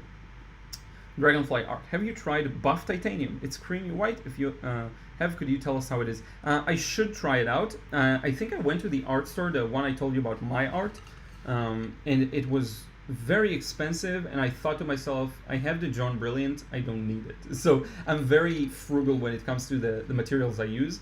I put the money where it is important, like paper, but for colors and paints and brushes, luckily for me, I get a lot of things sent over, so I'm using everything, and I'm just using whatever I get. So I didn't get a buff titanium. Hopefully in the future, and then I can review it. I know it's popular, I know. Sujan, sorry, wait, Daiji Shinori. Oh, nice try with the acrylics, thank you. It was really tough. Sujanith, I ask this question always in every forum, but still not sorted. I have multiple art interests, like oils, watercolors, pastel, gouache, clay. How can I narrow down my interests? So here's my question to you. Why would you want to narrow down your interest? I think that's an important question to ask to get better context. I mean, if you have a lot of interests, I think that's healthy. You know, everyone will say you need to focus on a few things, small things, and become a master of them, like, you know, jack of all trades, a master of none. What's your goal? Is your goal to master one thing? Maybe flip a coin if you like everything and try and go for that. You know, maybe flip a coin and try to become good at just the thing that comes out there and work on that for a year. You know what I mean? But the question of narrowing down your interest begs the next question of why. Why do you want to? If you feel like you're not good in any of these because you do all of them, choose one, go with that for a year, see where it takes you. I made a decision to go with watercolor almost exclusively. And by the way, let me know if you can't hear me all of a sudden. I think the sound jumped for a moment, but yeah. You can make that arbitrary decision and just go with one thing. I think it's perfectly fine. I think different people are suited for different things. Now, another suggestion I can give you, that's a bit weird, but maybe try doing mixed media.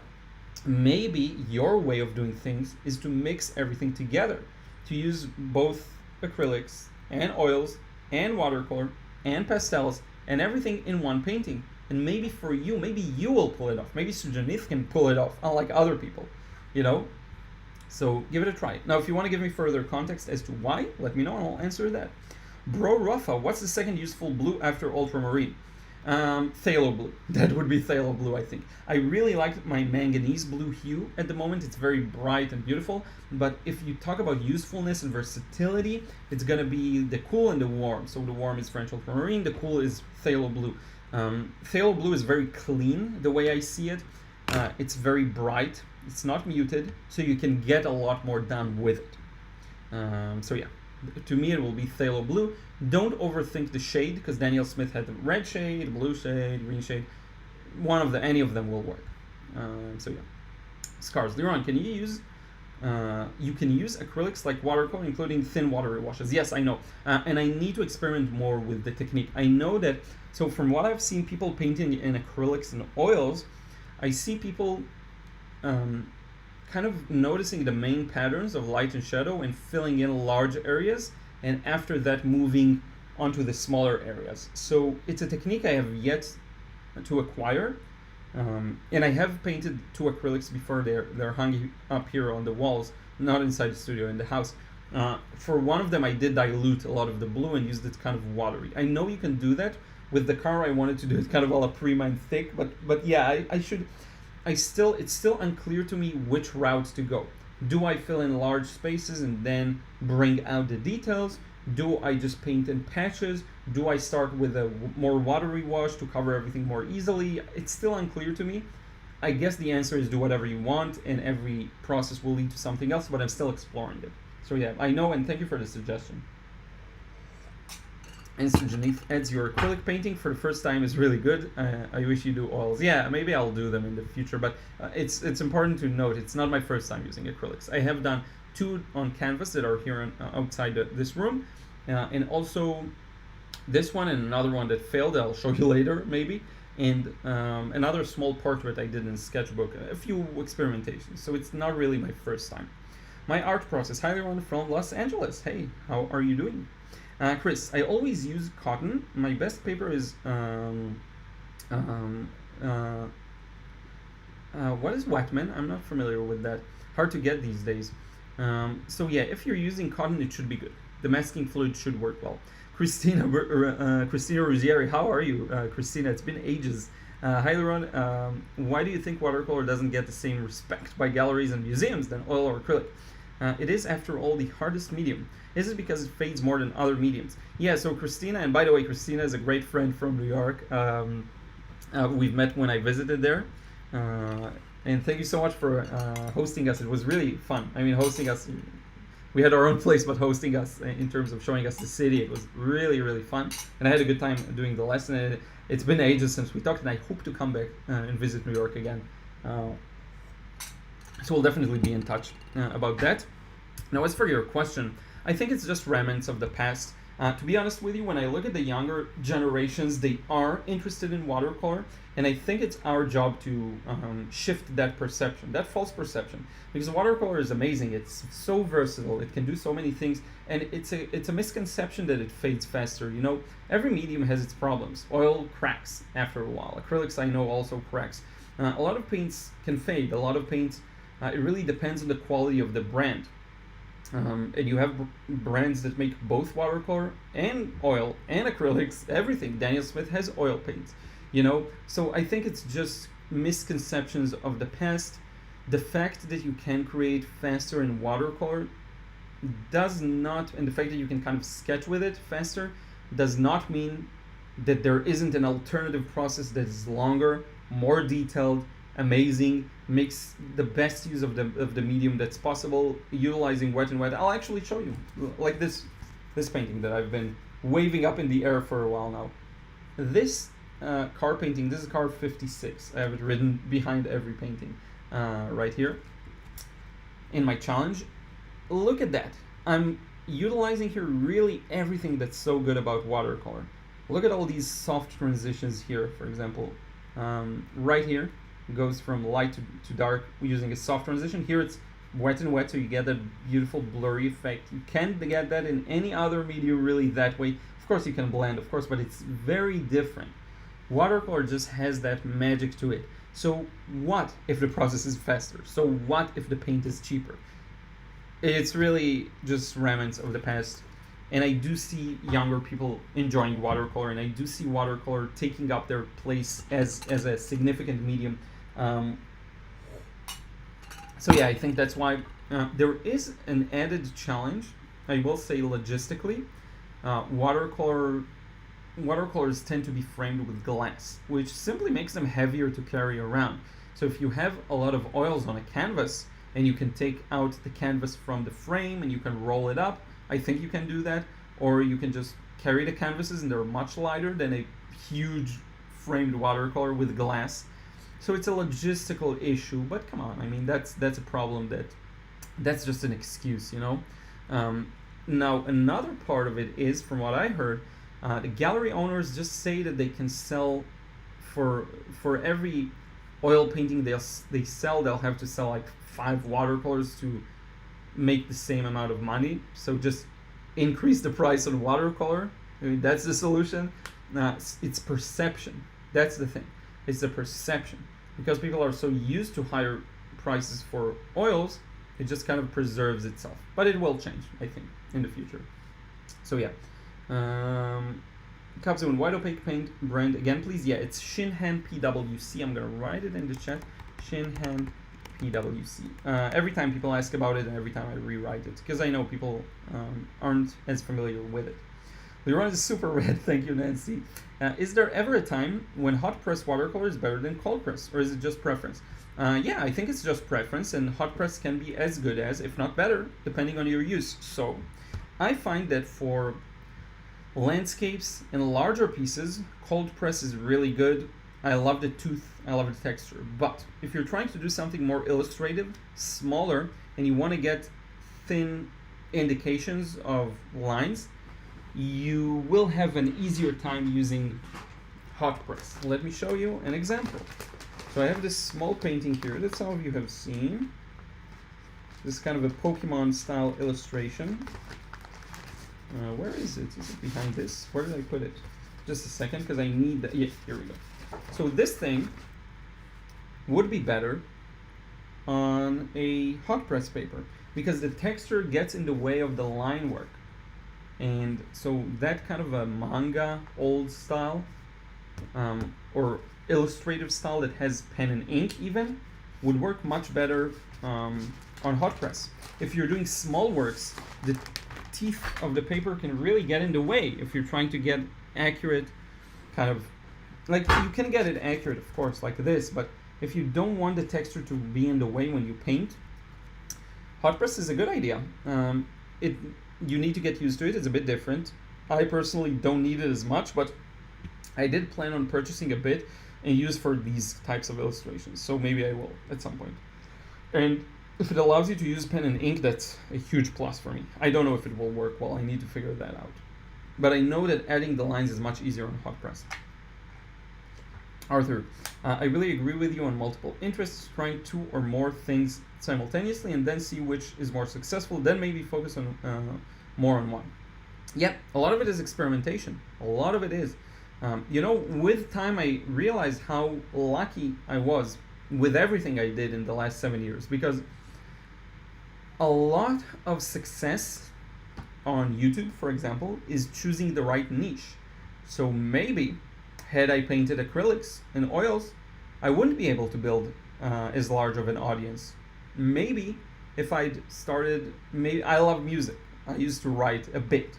They're very hobby, like very unprofessional. Maybe I would have decided in a kind of alternate universe to do that. And I wouldn't have gotten as lucky, and maybe I wouldn't have gotten as many followers, or maybe it wouldn't click, So a lot of it is experimentation. Right now I'm starting this new Pokemon channel. Maybe it won't work. Maybe the niche is, it's almost like, okay, so when I'm creating ads, like Facebook ads for my courses, and I am okay with Facebook ads because I can just continue scrolling as a user. Unlike YouTube ads where I have to wait to skip, Facebook you just scroll past the ad. So I don't care paying for Facebook to create ads for my own courses. Just an example of me going with how I feel and that influencing my business decisions. So with Facebook ads, one of the most important things is actually the targeting based on interests. So for example, you can think all you want about age and where the people are located and all of the different criteria, but the number one thing that will influence your ad working or not is the interest. If you choose one interest, for example, watercolor painting, or a different interest, watercolor landscapes, one will perform better than the other significantly. The niche, the overarching niche has a huge influence on your success within it. Some niches are just more niche and they're smaller. Some topics are just meant to find a larger audience. Some niches are more profitable, like health and exercise and finances. They're just people who succeed in them make more money, like law, medicine, all of these things are big areas of, and art isn't necessarily the most profitable, especially teaching art. If you talk about becoming a really well-known artist that sells their paintings for huge sums, that's different. But how many, like what percentage is able to do that? Very small. So some niches are just doomed or meant to find bigger audiences, and some are smaller. And you're okay with smaller. Like if my channel stays this size forever, I'm fine with that.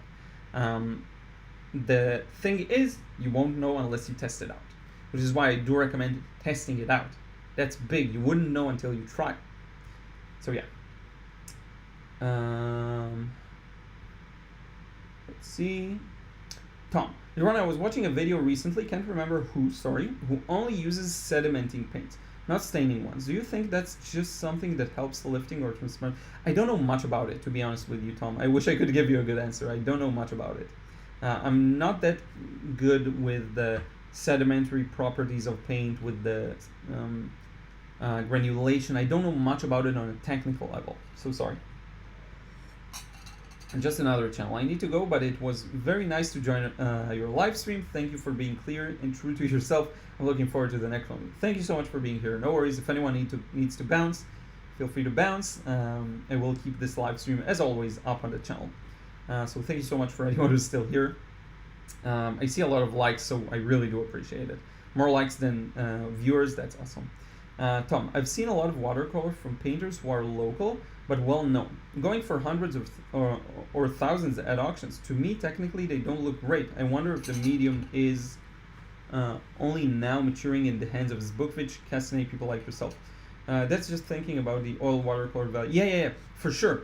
That can very well be a big part of it, because painters like Joseph Zbukvich and Alvaro Castanet, I won't put myself in that category yet, because I influence maybe the interest in the medium, but I don't sell mine for thousands yet. So, and I don't sell a lot yet, paintings that is.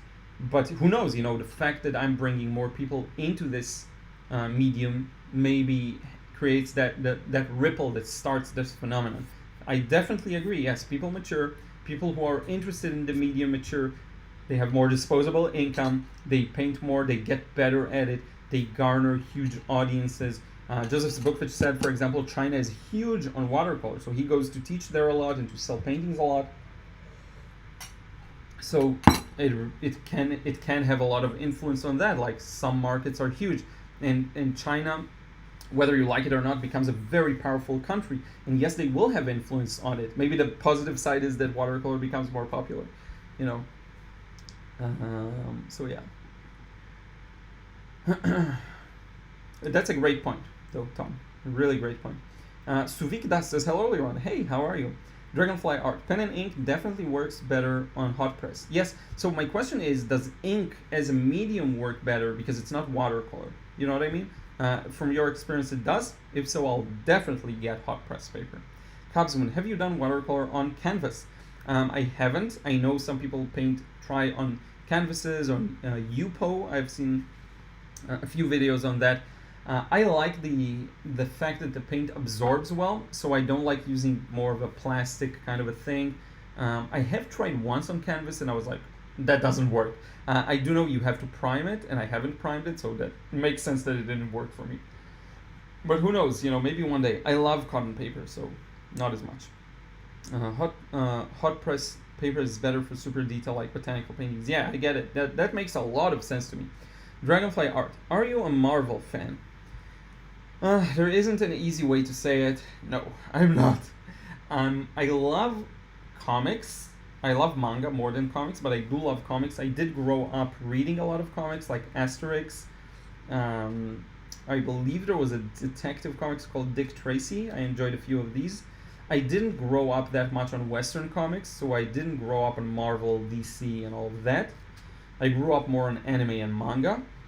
And it's funny, all the TV series I used to watch as a kid were in effect anime. So we had Marco, that little boy who looks for his mother. We had Pokemon. We had Dragon Ball Z. Sakura, the card captor. Moomins. These are all animes. These are all Japanese or joint Japanese productions. Moomins is actually originally not Japanese. It's Swedish, I believe. But it was a joint Japanese production. So I grew up on the visual style of anime and manga, even before I knew that's what it was. So I didn't grow up on comics. I'm not a big fan of Marvel. I don't enjoy the movies as much. I know that's maybe an unpopular opinion. It feels so shallow to me. And I'll go on a rant because I think a lot of people will find it interesting. I just think manga has better storylines. Now, a lot of people will disagree, and that's perfectly fine. May will disagree with me. May likes Marvel. I don't.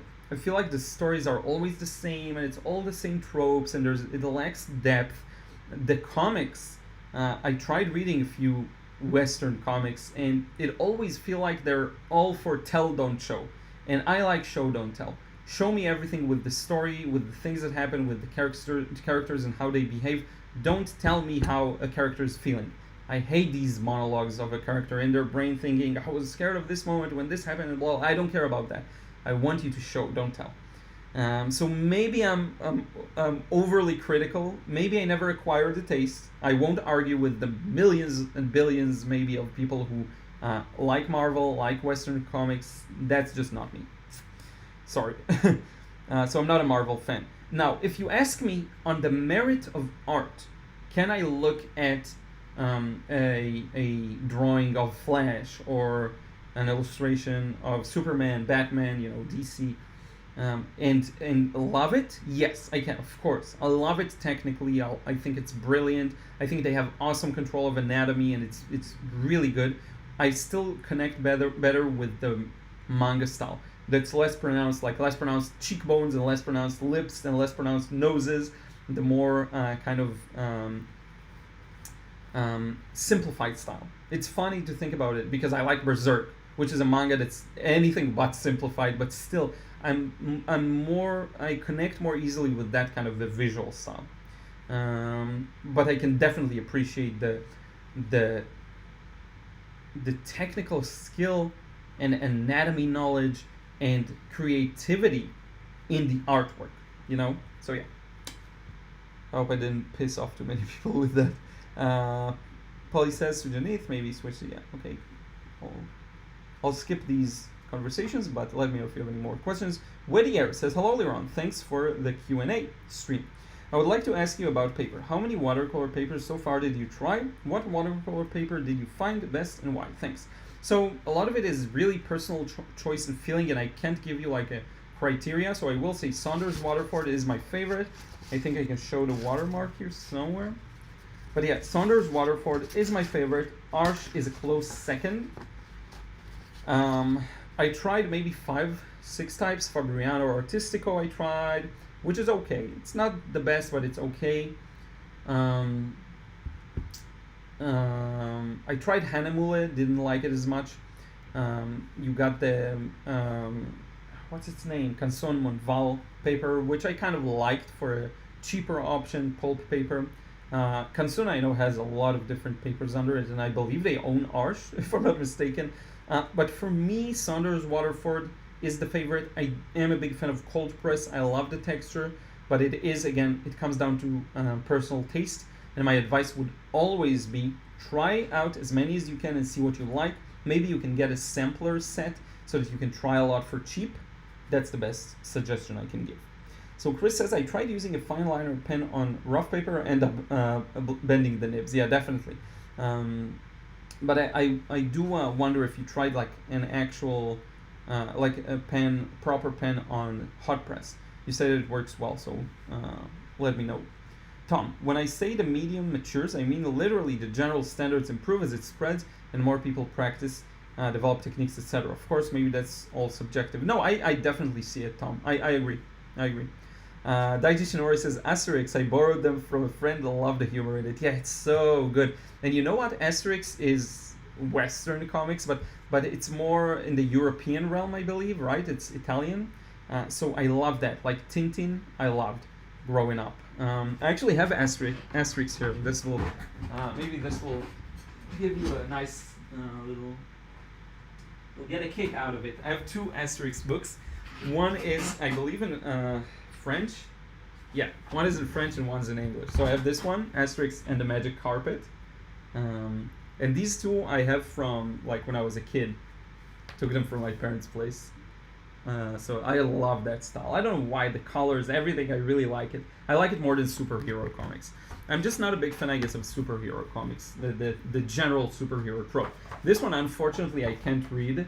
I wish I could, because it's French, I can't read French. But I love Asterix. So and I loved, as a kid, looking at the back and seeing all the other ones I don't have. I used to go to the library and get a lot of these. Maybe I should do that again. I love Asterix. I love that visual style. I love the setting, you know, the Gauls and the Romans. I love that storyline a lot. Chris says, I have an Alvaro Castaneda book found on eBay for much cheapness. yeah, definitely. You can find really cheap books. I have Alvaro Castaneda's book on Kindle, actually, so only digitally. One of them. The one with the 4, I forgot what it's called, but the 4 main pillars for watercolor, which I like. A lot of examples there. Tom, I don't know that much anime, but I think a lot of people might get the wrong impression from all the recent Netflix original anime, which seems to be 90% team of high schoolers discover magic thing. Yeah, for sure. Netflix animes get a lot of, catch a lot of heat and a lot of well-placed criticism.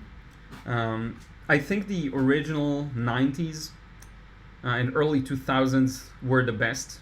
Even Naruto, if you look at it, was really good. The 90s Berserk anime is really good, even though it looks like a PowerPoint slideshow. Inuyasha. I grew up on Inuyasha. I don't remember a lot from the story, but I do remember watching it as a kid. Sakura the Card Captor by Clamp. That's really good. So the modern ones, yes, it's all isekai. I don't know if you know what isekai is. It's basically a character stumbles and fumbles into an alternate universe.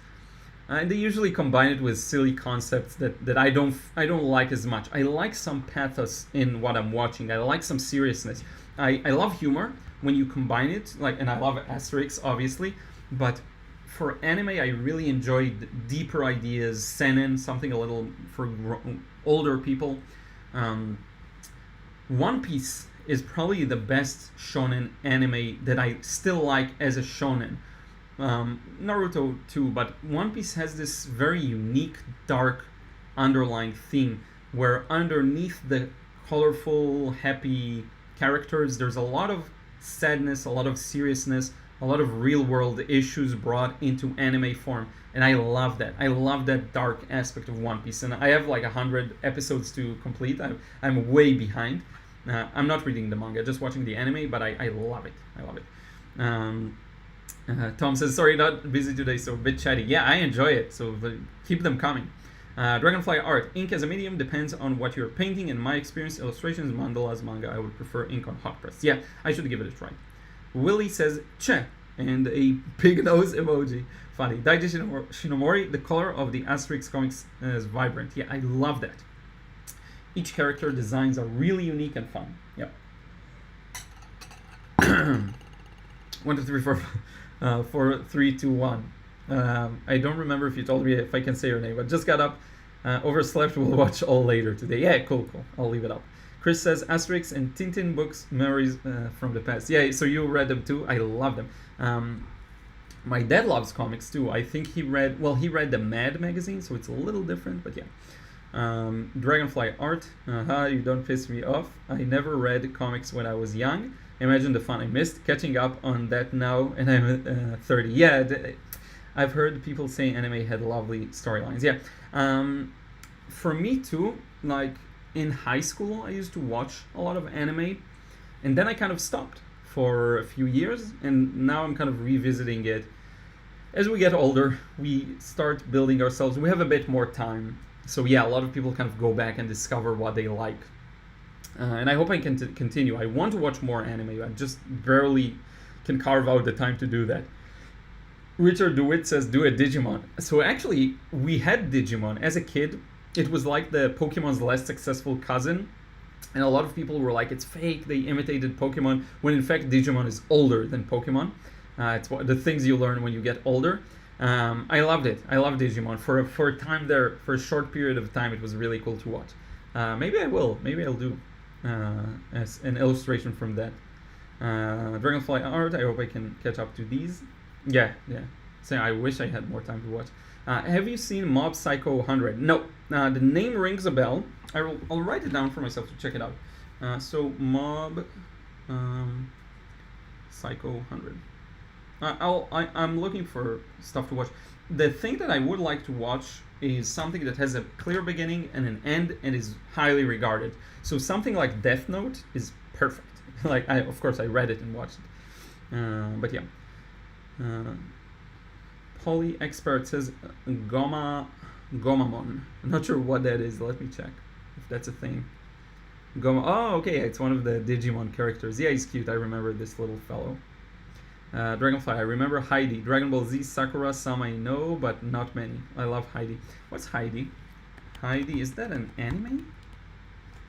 Or it's just... Oh yeah, Heidi. I know Heidi like that. Oh, it's funny. So I know the story, but I never watched the anime version because Heidi is a very well-known story, and I believe it is something European, right? Something Nordic. Swiss, yeah, okay, story by a Swiss author. So I didn't know it had an anime that was popular. Cool, I'll check it out. It looks so, I love that. Maybe we had it too and I don't remember. I don't know, but cool. It's so fun going down memory lane sometimes. Tom, I vaguely remember seeing and liking Vampire Hunter when I was young, but don't know if that's generally considered good. Vampire Hunter, it is also familiar. Let me see. Vampire Hunter. Yeah, I haven't watched that, but I did hear about it. Yeah. Don't know if it's considered. Yeah. Love Death Note, and to be fair, Knights of Sidonia on Netflix was good. Oh, good. Is that a film or a show? I'll look into that too. Polly, a current ongoing manga that also has an anime adaptation is Bungo Stray Dogs. Can highly recommend. Oh, good. We'll check it out. Don't know when, but I'll make a list and start going through them. Bungo Stray Dogs. Don't remember if I heard of it before. Interesting. Yeah, it has that new style. It reminds me of Escaping Neverland in terms of the style of art. I don't know if you read it. Is it Escaping Neverland? Escaping Neverland. I started reading the manga. No, Escaping Neverland is the Michael Jackson documentary. What was it? Neverland manga. Escaping Neverland is, yeah, The Promised Neverland. Yes, The Promised Neverland I can highly recommend. I read up to 120, I think, episodes. It's dark and really good. So I don't know if anyone watched that. The Promised Neverland. It's really good. I only read the manga. Death Note is amazing. Let me show you. You'll get a kick out of this too. So I have here. I don't know. I showed it before. I actually have the omnibus of the manga. This one's in English, so I can actually read it. Hopefully you can see. The entire thing is here. It's just one big fat book, and if I take it out, it's going to be really hard to put back in, but you get the idea. It's huge. And the art is one of the best, really. Death Note, the artist, I forgot if it's, Takeshi Obata is so good. The writer is Tsugumi Oba. Just spectacular. Death Note is so good, and I think I can read and watch it many times and still enjoy it and still get something out of it, because the storyline is so complex, you know.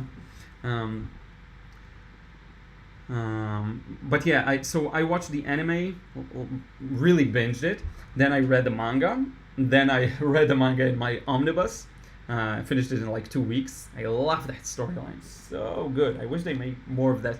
And by the way, the creators of Death Note also made Bakuman, which is nice. It's really cool. If you're interested in manga, it's a plus, because it's about two boys that make a manga, and it's a good story too. Bro Rafa, says Marjorie, after Ultramarine, Phthalo, or Cobalt. Okay, yeah. Personally, I like Prussian blue, but it is not as like, yeah. That's the problem with Prussian. But Cobalt is a good suggestion. Yeah. Rot Seyuch says, if you like the animation aspect of One Piece, I guess, Mob Psycho is a masterpiece. The story is good, but if you're more story-driven, Hunter x Hunter is the best I can come up with from a mature perspective. So here's my question. I know Hunter x Hunter changed its name to Hiatus x Hiatus, so I'm afraid I'm very hesitant to go into that, because I know the hiatus is insane. What are your thoughts on that? I will add, which one was it that I wanted to get into? Oh, JoJo's Bizarre Adventure. I heard so many good things about, so maybe I'll get into that. Anyone remember Gargoyles? Richard, believe it or not, I do. I grew up on Gargoyles. Saturday morning, I used to watch it. And then I believe like a few years ago, I was like, what was that show called? Went over to YouTube, searched Gargoyles, and I found it. I was lucky. I was lucky to remember what it was called. So I remember Gargoyles. I love the intro. I really like parrot painting. Oh, thank you. Tom Dancer says, Night of Sidonia was a 2-season show. 2 seasons is great. Less of Humanity, Lost in Space type of thing. Yeah, I'll check it out. Night of Sidonia. I'll check it out. Dragonfly art. Haiti was awesome. Dark plot, but very close to reality. Oh, okay. Was it a dark plot? Because it looks very happy. So I love stories that on the surface seem happy, but then they do explore dark themes, you know? Berserk. Berserk doesn't look happy on the surface. Dragonfly art. Never read the original story, though. Whoa, the illustration. Yeah. You're talking about Death Note? It's amazing. So let me show you a few paintings before we wrap it up, because I promised I will. Feel free to drop more. I love that anime discussion. So we'll continue with that. I just want to show you while we're at it. So this car I'm especially proud of, because the technique, like everything is in the right place to me. That's just how I want my paintings to look. So I really, really like that kind of a thing. The wet and wet's on point, the value's on point. Look at it from afar. I think it looks super duper cool, very accurate. Black and white so that I can focus on the shapes. Then I did this one, which is a little messy. So that's an example for a very different process, kind of all over the place. And today I did 3, and I shared them on my stories, but of course many of you probably have not seen them. So I like this one a lot. This one is kind of, I call it a ghost car. I don't know, I really, really like the way it turned out, because I just chose not to add too many shadows here. So it looks really cool. And the bus that I showed you earlier, this is a typical bus here in Tel Aviv, in Israel in general. And I actually used to live right behind it, not in the bus. So if you walk along this line, this was the old post office main branch in Tel Aviv. If you walk through this street, and then there is this small passage, you make a turn in there, that's where I used to live. Just next to this, it's Allenby Street. So that's funny, in Tel Aviv. So that's that. Showed you the recent paintings. I did want to ask, I love the manga discussion. Maybe I'll ruin it if I ask and change the subject. But so seeing as I'm planning on interviewing other artists and doing more conversation types, discussion, interview videos, who would you like me to interview? Let me know. All the possibilities are on the table. So just let me know. I'm curious to hear your thoughts on that. Rod Psycho, yeah, the story is not finished because of the mangaka's health, but each Hunter x Hunter 2011 version is long enough and gives the kind of end that will. Oh, okay. So is there like an anime with an end to it? That will be a good thing for me. Maybe I will get into that. Gotta write down a note. 2011, you say. I like things that have a good start and a good finish, you know. So yeah, what else did I want to talk about? Talk about the communication challenge of productivity, interviews. So yeah, maybe one thing, I don't know. So I've been continuing to practice anatomy. There isn't something that interesting. I'm like at my 10th anatomy sketchbook. Let me show you what I've been doing here. I've been focusing a lot on giving things a sense of three-dimensionality. So let's start from today. This isn't as interesting. It's just not that interesting, but here's me just kind of scribbling away. I don't know if you'll see it well, but oh yeah, it shows well. So just me scribbling, three-dimensional shapes, ovals, circles, stuff like that. Me trying to give things depth and not just draw, you know, rounded ball shapes, but rather actually give them three-dimensionality. It's my focus here right now is really to get that three-dimensional shape. This is more of a gesture work, so less structure, but more like getting that motion and movement. Some more structure, see? Boxes, simple three-dimensional shapes.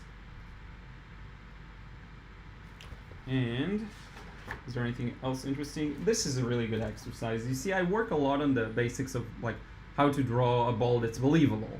To actually make it look like it has some kind of a depth to it. It's three-dimensional. A lot of manga heads practice. I like this one in particular. This one. Sorry, I can't point. And I love how every time I watch someone live, because the camera is reversed, they always go the wrong way, and I always do that too. Here are a couple of other faces, just some things I've been working on. I'll typically fill in like 4 to 10 pages a day, and I'll do that almost every day or every other day. This one I think I invented, though I don't remember. Some crap that is unintelligible. Also some boxy muscle study. I keep going back to the fundamentals and realizing just how much I have to learn in order to really improve the way I convey three-dimensionality. It's so, and when you jump, like when you try to draw a human in motion and you never practice these things, of course you won't get a good result, or maybe like a below average result, because I've been practicing and I'm still getting like average results, you know? So it's, let me find something good. That's it. That's all I have for this one. I started it like a couple of days ago. So don't be too harsh on yourself. I mean, these things take time to build. It's skills that are very challenging. But just wanted to show you, keep you in the loop, show you a bit of what I've been working on. Now let's read a few of the final comments and then we'll wrap it up.